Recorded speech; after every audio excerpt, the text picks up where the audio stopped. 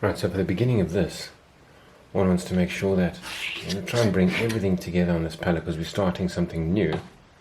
And so, taking your palette knife, you want to try and scrape away that dark that we had yesterday, the day before, and before that. Just take it across to the dark side of the palette.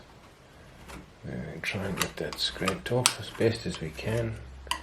There'll be a little bit of dry paint underneath, but it's not the end of the world. Just so that we have a clean surface to be able to work with. Again on the far side. And you can take your handy little cloth that you got with you. If you want, you can just wipe that to the side. Now, if you've got a little bit of turpentine, you can just dip your, you'll find that it will just wipe off nice and clean, leaving your white, blue and that red. Try and just keep our palette clean. We could do this at the end of every day, but we tend to lose some of the paint that we could quite easily keep working with the next day. So we have a nice clean central area to work from now. There we go. And so from there we're going to mix a new color, which is going to be our purple. So we're taking the red, obviously, and you can use a little bit of that blue, and you find that you get a nice beginning of a purple orange.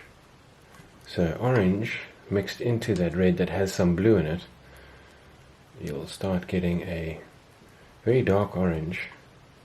It can't be a blue purple, otherwise yellow and blue makes green, so it has to stay as the brown. And then we bring a little bit of that white into, remember we bring it into the side so we can see the immediate lightest version of what that color would be, and that's exactly what we're looking for. Something that's got a bit of an orangey brown to it. So it's got the purple, but we're adding the yellow into it. And from there, we are going to use a smaller brush. So we're going to be using this, it's a much smaller brush today that we're going to take across now. And we're going to show you just in the basic detail of picking up on that color. It is the lighter version of that color. And what we're going to do is just do small little ticks and filling up around and on top of those little branches that we did, leaving some space for sometimes that sky to come through. But they are all little horizontal leaf shapes that we're going to fill in here. So like the Impressionists used to do, you've got these little ticks of color, but each one you want to make sure that it's not skidding across the surface. Where you see it skidding across the surface, that's not what we're looking for. We need to have actually applying paint, and you'll see that yesterday's or the previous day's work has still got some color coming off. So you want to have enough paint on your brush to be able to put that down. And what we're going to do is, you'll see, we'll time lapse it now.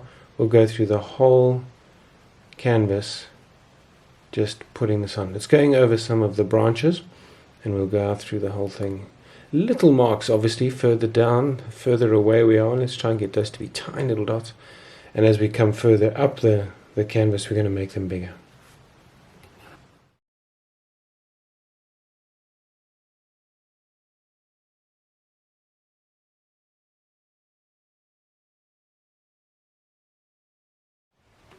Okay, so now what we're going to do is we're going to pull in some of this lighter color. Again, we're putting it next to that color that we've been working with, not straight on top of it, so that you can see this graduation between the darkest version that you've got right through to the light. And ultimately, we want to be working with some of this lighter tone now. So you've got enough of that color. What you can do is you can bring a bucket load of that white into it, so that you've got enough of it. You know how to make it. You're just lightening that up. Alright, there we go. So we have that lighter version. We have a lot of it. And we're just now going to be moving on top of the last one that we did by applying some of this lighter version onto it now. And so if we see, For example, let's start down the bottom here. We'll take some of that color and we're just going to put it again maybe on the tops of each of the shapes that we've done. We'll be able to put it on top of each of those so that we're starting to pick up some of that real light. It may not look like there's a big difference, but it's those subtle changes that really start to make a big difference. Is there little bits of light on top of each of those marks that you've made. I'm not looking to see where each of them are. I'm just randomly putting them on top so that we are getting some light to come into the avenue here. On top of our medium that we started, we went with our dark thereafter, and now we're going to go on top of it with the light.